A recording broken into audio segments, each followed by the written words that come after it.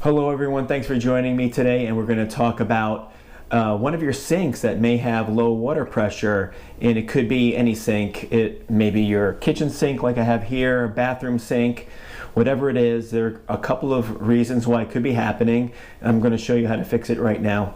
But before we do, I'm going to show you what tools you'll need. First, you might, depending on the type of diffuser you have, or it's an aerator at the nozzle, you're going to need a tool like this or a pair of pliers to get the aerator off. And then you need a crescent wrench or an adjustable wrench to get off the water supply line. But before you do all of that, you're going to want to put something underneath to catch the water. Wash tub, bucket, pot, whatever it is that'll fit under there, so that way you don't get water all over the underside of your cabinet. So in all transparency, this one is not does not have a problem. I had already fixed this one months ago, but in a situation where yours does not have the pressure that you'd like, one of the first things you need to figure out is a low pressure occurring only when the hot is on, or only when the cold water is on, or is it occurring when, regardless as to whether you're using your hot or your cold? And if it's regardless, then your problem is most likely at the aerator here. The screen is likely clogged with debris, okay? So I talked about a tool like this. When it's sunken inside like this and it doesn't protrude out, you're likely going to need a tool like this. You can get this at your local home improvement store. They're made in multiple sizes. If you're not sure which size, just get a couple of them and then see which one fits, and then return the one that doesn't, and then hold on to it because you might need this multiple times in your lifetime. So you'll have to put this, you'll see it's got a couple of notches here which fit inside here, and it'll be able to grab the aerator and pull it out. You have to push it all the way in, and I'm turning it and it's coming out. You'll also see all this sediment here. That'll be another video on how to get that cleaned off. Okay, the other thing that I want to mention is, before you even do this, you want to make sure that you got this thing inserted so no parts fall out and go down the drain. So what you want to look for is debris here, okay? And you can wash it off if you need to. You can pull this thing out and then wash it and send it in reverse. There's multiple ways to be able to clean this screen off, but you'll get a lot of buildup here, and this is likely the cause if you've got low water pressure, regardless of whether you're using hot or the cold. Okay, so I'm going to put this back.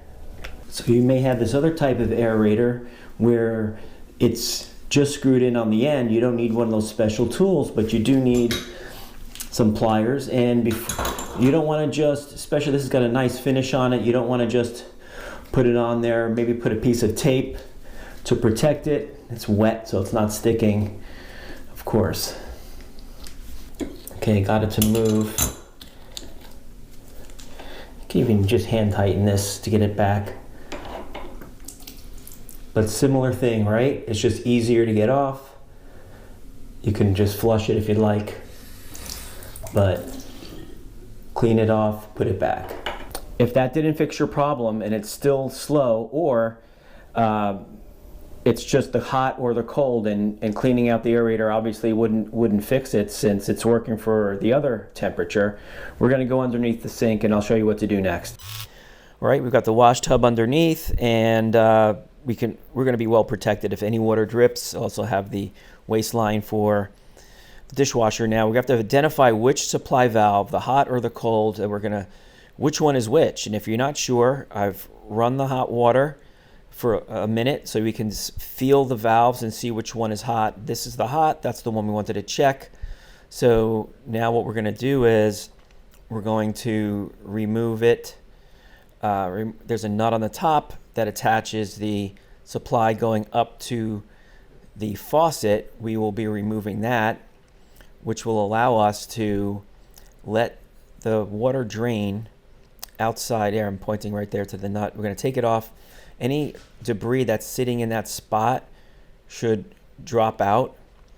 And then after that, we're going to, that's not the end of it. You could still have some debris sitting inside that valve, like right behind that thing that you turn there to turn on or off, which I forgot to do before. Here I go, turning the water off before I go too far with removing that supply line. It's really an awkward position here because it's so close to the bottom of that sink tub. It's now the water's draining out a little bit. There's not a lot in there, but it's coming out. And now we're going to open up the valve slightly to let any other debris that's been sitting in there come out, because that could cause a problem for you too. Go slowly, and I go a little bit too far here. I should have just left it at that, but nope. I went a little bit too much. But again, it's all falling into that tub because I'm using a large basin to catch it in. Now we're going to put the supply back on, and then once we're done doing that, we're going to look in the tub, and you're going to see the dirty water, and it is there's debris in there.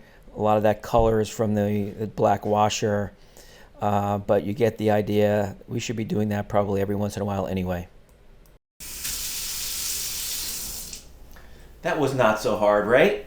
I think the instructions are pretty simple, and you can always ask me questions in the comments because I do always respond. If you felt this was helpful, please give me that thumbs up and maybe subscribe to the channel. I do have so many more videos, hundreds of them, that you would likely find to be helpful as well.